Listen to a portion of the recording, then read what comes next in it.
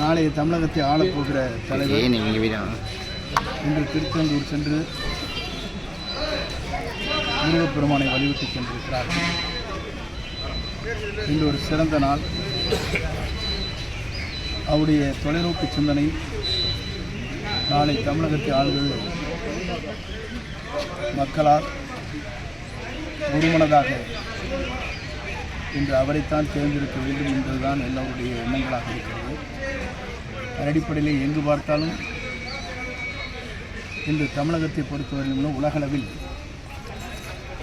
முதலில் பசுமை புரட்சி, எண்ணெய் புரட்சி, இனப்புரட்சி, சோசியலிச புரட்சி, 4ஆம் தேதி காணுவது நம்முடைய தமிழக வெற்றி கழகத்திய தலைவர் தளபதியுடைய விசுவ புரட்சி தான் நடைபெறப் போகிறது என்பதை மகிழ்ச்சியோடு தெரிவித்துள்ளது.